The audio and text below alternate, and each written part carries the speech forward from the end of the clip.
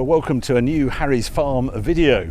All sorts been going on since the last report. Number one, we've got a new farm vehicle on the place. This is a loan from Land Rover for at least sort of 6 months or so. And we've also finished harvest and the combine's all tucked away. So lots to run through. But yeah, kicking off with the new Defender. Now this is the new Defender D200 Hardtop. So this is the commercial version of the Defender. And I spec'd it up a few months ago. There's quite a waiting list on these things. But I wanted to try and get it as base as I could. So the sort of cheapest livable with Defender was my aim, because the last one we had in was pretty expensive. It's well into the sort of £80,000 or somewhere. This one, I tried my best. You can buy a Defender in theory for $44,210 on the road. So if you're VAT registered and you can claim the VAT back, that's $37,700 plus VAT. This one came out at $45,405 plus VAT, $7,800, so making a total of $53,203. So I somehow managed, even though I was trying to not tick any boxes, spend about $8,000 and a bit on options. Some of those options, well, I had a protection front plate. I do like sump guards, and we've got these stone walls and things. I think it's a good idea to have proper protection at the front there. LED lights, I just like modern white lights rather than conventional bulbs. If I wanted a green colour, well, that was $895. What's it?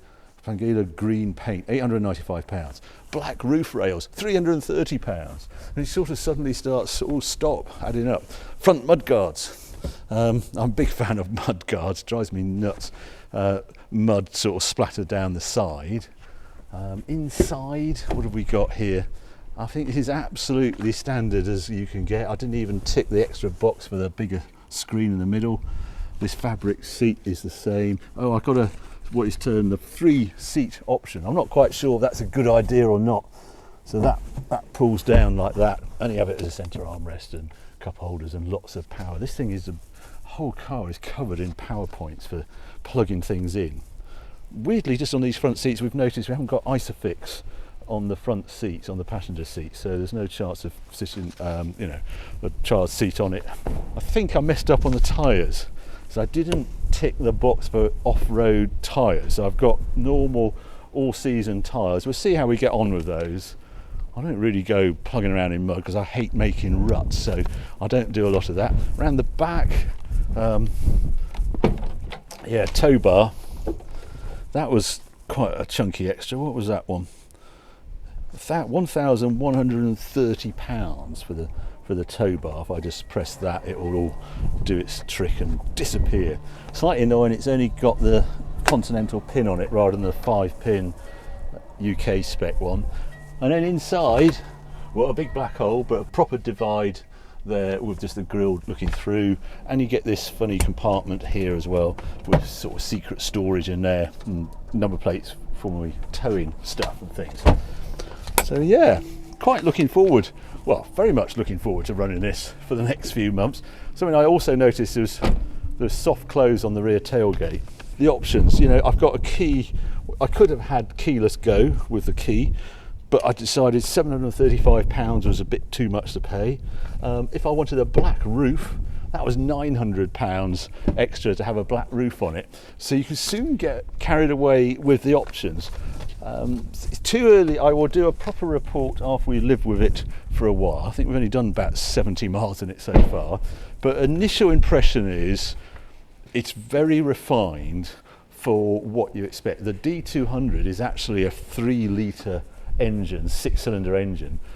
It's producing max torque at 1200 revs onwards, so it's nice, very smooth, very soundproof, completely different to previous Defender, which I really wasn't a fan of. So this is the first Defender proper road car I know I had that Spectre, but this is the first one, and I'm a bit of a Range Rover junkie, so I'm very keen to know how I get on with this as the farm car.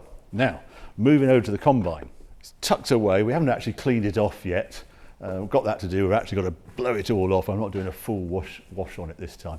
But it seemed to get, on the last video I did, a bit of stick for that breakdown, and that we changed that pulley, etc. And maybe I've featured rather too many of the breakdowns this year, or there have been a few. Combines do break when they're in use. That is perfectly normal behaviour for a combine. It's such a complicated thing with belts, and it's working so hard, and naturally they only work when you're using them. So yeah, as a farmer, that's what they do, and all you've got to do is have good backup. What happened in 2021 was part supply wasn't as easy as it was in previous seasons, just because of all the things we know about, and Brexit and COVID, etc. But I actually did some numbers on the combine just to see whether my thought that it was doing absolutely fine, the breakdowns weren't that bad compared to other years, was true. And how it all works out, well, 2018 this combine arrived. It was £86,500, and we had a total parts bill for that year of £300.09. It was under warranty sort of its first year, so I was hoping it wouldn't break down in its first season, and it certainly didn't. 2019 though, we had spare parts, we had a rotor drive belt go, we had the wobble box on the header go, the thing that makes the knife goes backwards and forwards, and what else, a pre-season service. That little lot totaled £4,677 spent. 2020, combine service, £2,934, bearing repair, knife and finger spare parts, £3,291. A lower cost, 21, £4,723, plus I haven't had the final bill for that pulley replacement. I suspect it will be under £1,000 because the component was about 450 labour, £900, something around that sort of figure. So a total of 5,700 for 21. So yes, it was more money than last season, but when I looked at the hours it did, 57 rotor hours in 21 compared to 45 rotor hours in 2020. It did a 25% more work in 21 compared to 2020. So the costs are going to be higher just because you're running it that much longer. So that's the service and parts cost for the 4 years we've run this combine. How's that compare to if I'd used a contractor instead of having our own combine? So I thought I'd total it all up. So 14,000 of parts, driver costs, it's about £1,500 a year for sitting on the combine. It's 100 hours, £15 an hour. So for 4 seasons, £6,000 for that. Depreciation, this is the great unknown, £86,500 for this combine in 2018. I had a quick check to see the price of them in Europe. They're about £83,000, £85,000 for a similar combine, slightly more hours than this. So depreciation is minimal once you're down at this level, but I've put 3,000 a year in, so 12,000 depreciation. Diesel uses about 3,000 litres of diesel a season on our farm, so total cost of that over the 4 years, 6,600. Gives you £38,592 for the cost of this combine for 4 seasons of harvest, including depreciation, everything I can think of. We are roughly 300 acres it's combining a season. Contractors are coming to do combine, it would be either side of £40 an acre, depending on the acreage you've got to do. So for 300 acres over 4 years, that's £48,000. So £10,000 more than us running this combine, including depreciation, including all the parts and servicing, etc. But there's one other thing to consider, I think.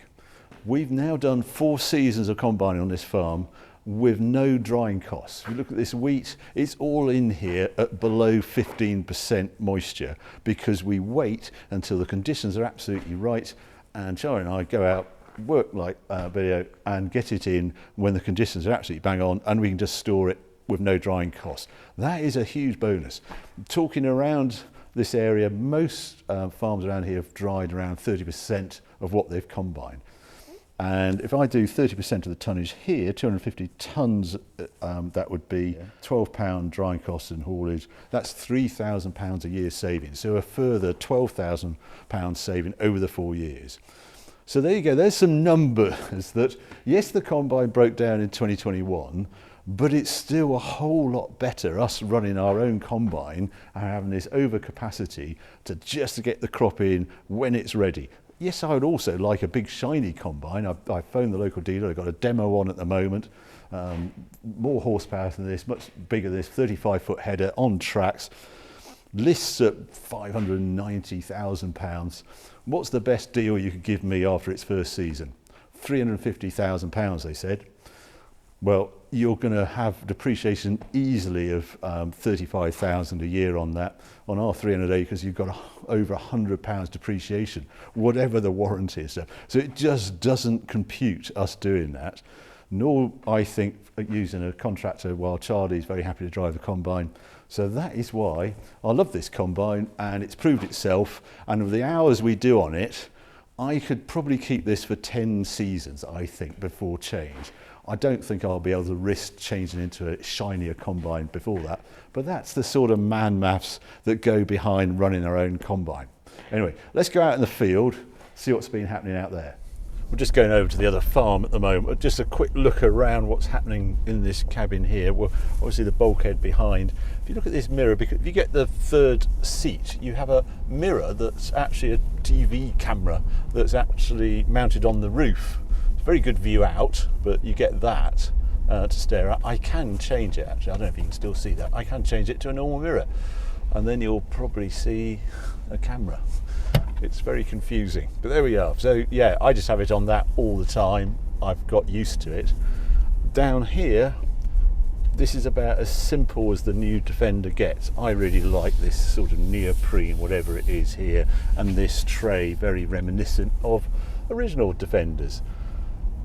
On here, just the ventilation, etc. But I can turn the fan down should I want. There we go, 1, 2, make it manual. And I use this one to choose the programs we want. So we can go to eco, all the usual things that we know about.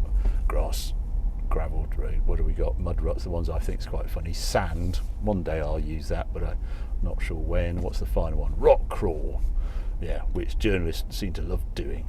But I'm going to put it in, no, normal. I'm going to have it in normal. There we are. So that's how you do on there. Stop start on there. Obviously auto gearbox on this, and just a nice place to be, and something that is really impressive, particularly to my son with other Range Rover products and Land Rover product.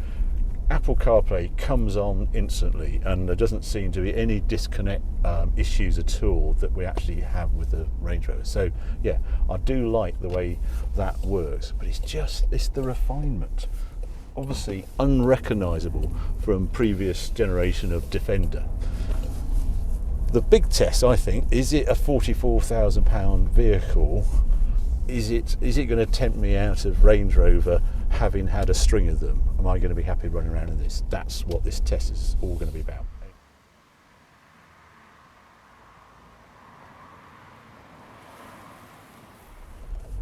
Right, we've just been out here with the straw rake. And the straw rake is this thing that just scratches the surface. You bomb around, you can tell he's got this radar sort of guidance system. You can see how straight the lines are, like the stripes on your lawn. You can see where he's been absolutely straight across the field. We go across there, and that's just to tickle the soil, disturb the soil slightly, move any straw around, and just to get things germinating. We actually had 10 mil of rain over the last sort of day or so, so the ground is just right really. If you just have a quick look outside, you can sort of see what we're trying to do. Yeah, you can just sort of see what's happened here. So this is disturb the soil. What I love about this straw rake operation, it's so fast. I was chasing him in the Defender earlier, and it was about 13 miles an hour. It's about 19 kilometres an hour. He's going across the field doing this operation. So you can really cover some acres. Giving it a proper scratch as he's gone through. It hasn't gone deep enough to actually move the stubbles, but you can see all this soil is disturbed. So any sort of dropped wheat seed out of the back of the combine, or any weeds at all, have been just stirred into the soil like this, and with a bit of luck, if it has a bit more damp or a bit of drizzle, they'll all germinate before we start thinking about drilling out here. So yeah, couldn't have gone better. It's lovely when you've got these sort of soil conditions. In fact, the feeling is we're right bang up to date this season after last year droughts and trying to deal with that, and then a wet period, and this year has gone pretty normal. Once we've finished combining, we have finished all cultivations. The next job is actually just going to be putting the crop in, which we've done in there. What I want to show you next is actually the oilseed rape, which is quite extraordinary this year. Look at it! Look at the size of these plants. Such a different crop this year. Trying to think where you want to have a look. If you're wondering what's going on here, we put a spray on to take out the barley. This is why this is all looking very unhealthy. So this was barley that came out the back of the combine, and it germinated because we got the rape in so early. We didn't have time to do that stubble raking and waiting for the sort of moisture just to let everything germ and then spraying it off. On this crop, the whole thing was to get this crop in and away as soon as possible. It went in at the beginning of August. Now look at it, quite amazing. We'll probably have to go in again. I'm not convinced that every barley here is dead, so we might have to go in again, but we haven't put any other chemicals on here. Oh, we did a cabbagestone flea beetle spray, but we got, it's cleavers coming there, so there is a general herbicide to go on here anyway.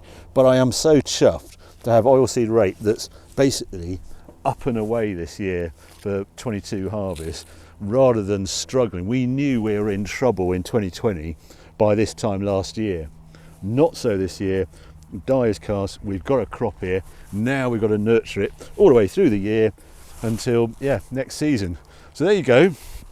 Lots going on Harry's farm as ever. It always is a busy time on the farm. I think next video I'll go through the sort of cropping decisions, how we decide what we're going to grow, and go through all the things we're going to do for 22, and just a little bit of forward planning as well, how the farming picture is all changing and how we might have to adapt as farmers for the new situation going forward. Hope you enjoyed this video though. If you have, keep watching, keep subscribing, more videos coming along very soon. Thanks for watching.